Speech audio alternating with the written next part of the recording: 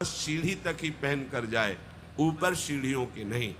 इतने सुकुमार मत बनो, ये आग में जलाया जाएगा शरीर, ये गाड़ दिया जाएगा शरीर, इससे ज्यादा प्यार ना करो। अब इतना दृढ़ विश्वास कि ये बच्चे हैं, सेवा भाव कैसे पूर्ण कर पाएंगे? तो उन संत भगवान ने दोनों बच्चियों से कहा, कल ठाकुर जी लाएंगे, हम आपको दे देंगे। तो गांव में घूमे तो आसपास गोले गोले से पत्थर मिले, पत्थर लाए दो और कहा कि ये लो तुम्हारे ठाकुर जी, दोनों को। देखो गुरु वचनों पर और गुरु प्रदत्त सेवा वस्तु पर कितना भाव होना चाहिए। उन्होंने दृढ़ विश्वास किया कि मुझे भगवान गुरुदेव ने दिया, ये भगवान है मेरे। दोनों ने अपने हृदय से लगाया। अब एक जमींदार की पुत्री थी, एक राजकुमारी, स्वर्ण के सिंहासन में, और उनका नाम रखा शिल्पिल्ले ठाकुर। शिल पत्थर, तो उनका तुम्हारे ठाकुर का नाम शिल्पिल्ले गोविंद है। दोनों सिंहासन पर रखकर आराधना करती, भाव प्रतिपल बढ़ता गया, नाम निरंतर जप। गुरु प्रदत्त ठाकुर पर विशेष चमत्कार हृदय में प्रकट होता है यदि उन्हीं की नियमावली से चलो। अपने मन से बाजार से खरीद लाए, विराजमान किए हैं, कभी सेवा की कभी नहीं की, वो भी अच्छा है, कम से कम भागवतिक भाव तो है। लेकिन सिद्धि जो प्राप्त होती है वो गुरु कृपा से, गुरु प्रदत्त ठाकुर से। जैसे धन्ना जी को भांग के बट्टे में ठाकुर जी प्रकाशित हो गए, गुरु प्रदत्त। अब ये सखियां जब बड़ी हुई तो इनके ब्याह की बात है। तो जो राजकुमारी थी, उनका राजकुमार से किसी से ब्याह तय हुआ, ब्याह हो गया। अपने माता पिता से जब विदाई ली तो अपने ठाकुर जी को जो सिंहासन में थे, सिंहासन से एक सुंदर पेटी में से और गोद में, और अंदर ही अंदर जल रही है कि प्रभु मैंने प्रीतम आपको माना है, संसार के व्यवहार में ये प्रीतम बना हुआ है, पर प्रभु हमारे प्रीतम दो नहीं हो सकते, हमने हृदय से आपको माना। इसी विचार में वो बड़ी उदास है। पहले पालकियों में ऐसा राज सैनिक चल रहे हैं, पालकियों में वो बहू जा रही है और राजकुमार घोड़े पर। राजकुमार बार बार पालकी के समीप जाता, दर्शन करने की इच्छा होती है ना, तो उदास देखता, मन में बड़ी ग्लानि हुई। उसने कहा, एक नदी थी, उसने कहा यहां हम थोड़ी देर विश्राम करना चाहते हैं, राजकुमारी की पालकी रखी जाए और सैनिक दूर खड़े हो। तो राजकुमार वैसे ही आज्ञा हुई। तो बात करना चाहते हैं, पर वो ना देखती है और ना बात करती है। और इतना सुंदर रूप, क्योंकि ब्रह्मचारिणी और भगवत आराधना। अब उसके हृदय में जलन हुई कि ऐसा क्या है जो हमसे बात नहीं कर रही। बस बार बार ऐसे पिटारी खोल के ऐसे ठाकुर जी को देखती। नाम जप और सेवा के प्रभाव से वो सिल नहीं रह गया था, वहां उसको सांवरे श्याम सुंदर की झांकी मिलती थी। जब अपने शिल्पिल्ले ठाकुर जी को देखती तो ललित त्रिभंगी श्री लालजू महाराज श्याम सुंदर दिखाए, अत्यंत आसक्ति। गुरु प्रदत्त किसी भी शब्द में, किसी भी वस्तु में दिव्यता होती है, बस हमारी भावना होनी चाहिए। अरे बोले ये हम नहीं दे सकते, ये गुरु प्रदत्त है, नहीं हम प्राण दे सकते हैं, लेकिन ये नहीं। जिसका गुरु वचन पर, गुरु प्रदत्त वस्तु पर, गुरु प्रदत्त ठाकुर पर दृढ़ निष्ठा हो गई, वही सिद्ध हो जाता है। अब उसने समझ लिया कि पिटारी में जो कुछ है यही हमारे और राजकुमारी के बीच में बाधा है। दो चार दासियों को बुलाया और कहा इनको बातों में उलझाओ, पिटारी पीछे हमें दो। और प्रवीण दासियां उनको विनोद भाषा में, हंसी मजाक में बात, लेकिन वो उदासीन। धीरे से गोद में पेटी थी, ले ली, हम लिए हुए हैं, आप बातचीत में सारा, और पेटी उनको दे दी। राजकुमार ने राजकुमारी से कहा यही पेटी तो हमारे आपके बीच में बात, फेंक दी नदी में। अब तो जो उसके हृदय में पीड़ा हुई, भारी व्याकुलता। अब राजकुमार सैनिकों के साथ तुरंत पालकी उठवाई, महल ले गया। पर वो आसक्त है, इतनी सुंदर राजकुमारी, क्योंकि भागवतिक तेज से संपन्न में आकर्षण होता है।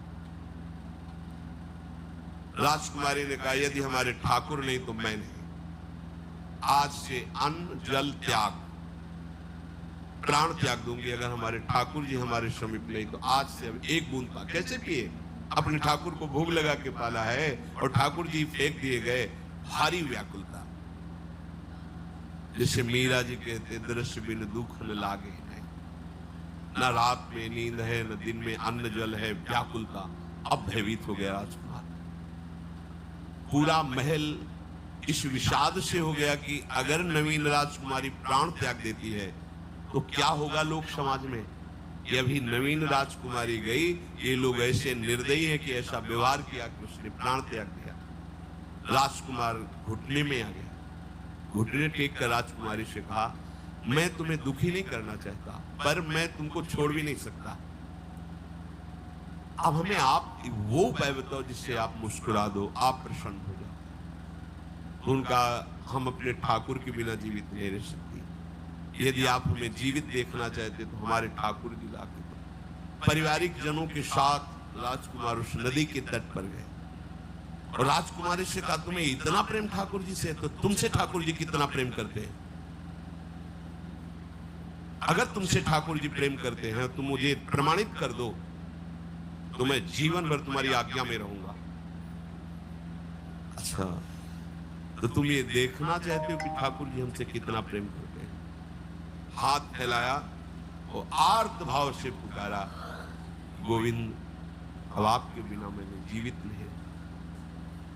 अंदर से जीव ही प्रार्थना की तो जल से सिंहासन सहित सिलपिल्ले भगवान, जैसे कोई वायु के प्रवाह में आ रहा हो, ऐसे आए और छाती से चिपक गए।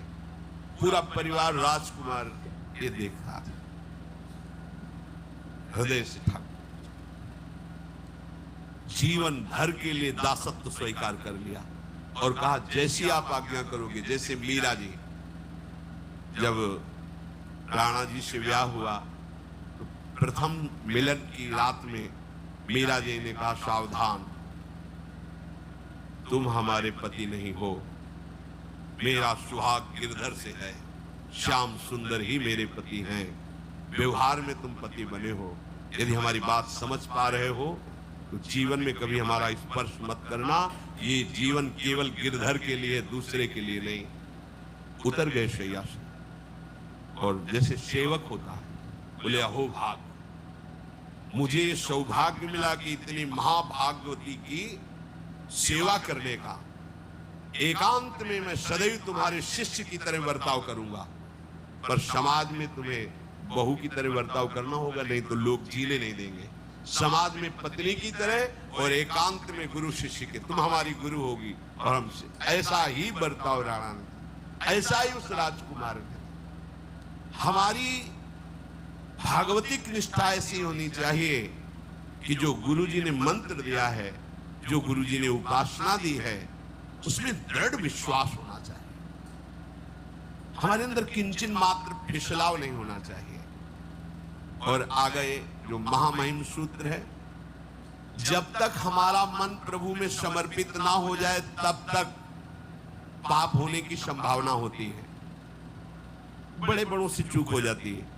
इसमें यह नहीं कहा जा सकता कि हम इतने वर्ष से साधन में लगे, हमसे चूक नहीं होगी, ये तो भूल जाना।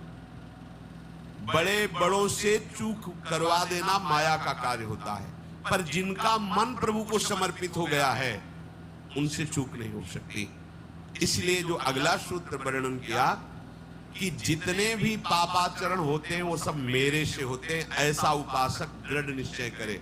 ऐसा नहीं कि पापाचरण भगवान से, भगवान करा रहे हैं। जिन लोगों का एक प्रश्न होता है कि जब सब कुछ भगवान करा रहे हैं, भगवान की इच्छा के बिना पत्ता भी नहीं हिलता, तो जो हम पापाचरण, गलत आचरण, वो भी तो भगवान ही करा रहे हैं।